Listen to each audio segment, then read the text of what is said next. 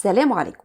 الوصفة دي بجد مبهرة، طعمها ما يتوصفش. زمان لما كنت بشوف الوصفة دي كنت بسأل نفسي هو اللون الأخضر ده ايه السر وراه؟ يا ترى توزيعة الفستق فيها عاملة ازاي؟ ويا ترى لما دخلت الفرن ليه ما اتغيرش اللون؟ المهم اني فضلت وراها لغاية لما جبت الوصفة الأصلية من الشيفات الأتراك. أول حاجة عشان نعزز اللون الأخضر في الفستق بضيف بعض النقاط من اللون الجل الأخضر، وابتدي ان انا كده ادخلهم مع الفستق بتاعي كويس قوي. بعد كده بنبتدي ان احنا نجرش الفستق بتاعنا جرش ناعم، ولكن خدي بالك لما تيجي تجرشيه ما تجرشيش ورا بعضه عشان خاطر ما يتحولش لعجينه او بمعنى ادق لزبده. عشان كده انا هنا استخدمت الميانتا، ما استخدمتش مطحنه الخلاط عشان اقدر اتحكم في ده كويس قوي. بعد كده ببتدي ان انا احضر الصينيه اللي انا هشتغل فيها، وده عن طريق ان انا بدهنها بالسمن كويس قوي، سواء طبعا من القعر او من الجوانب. الوصفه الاصليه الشيفات بيعملوا عجينه اطرى بكتير من عجينه الجلاش، ولكن خلينا واقعيين هي مش هتنجح مع ناس كتير لو جينا نجربها في البيت، وعجينه الجلاش بتدي نفس النتيجه، فليه ما نستخدمهاش؟ بس اهم حاجه ان انا لما اجي استخدم الجلاش اطلع ورقه واحده فقط، وبقيه العجينه كلها لازم تكون ملفوفه كويس قوي في الفوطه عشان ما تنشفش مننا. هبتدي بقى ناخد ورقه ورقه من الجلاش، ومش بدهنها كلها بالسمن، لا، بدهن مستطيل عريض كده في الاول زي ما حضرتك شايفه معايا في الفيديو، وبعدين بملى المستطيل دوه بكميه كويسه جدا من الفستق، هتعرفوا السبب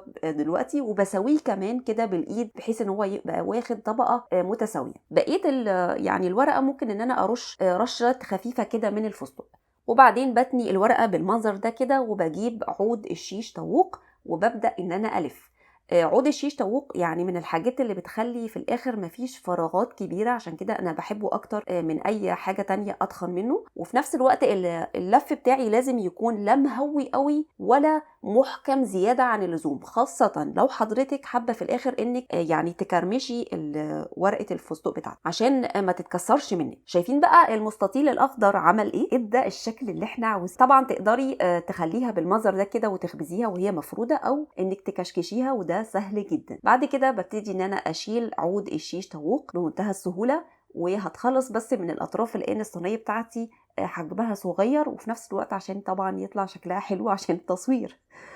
طبعا بشوف النهايه بتاعتها فين، وبزنقها كويس قوي في الصينيه، وكمان بزنقهم كويس قوي في بعض.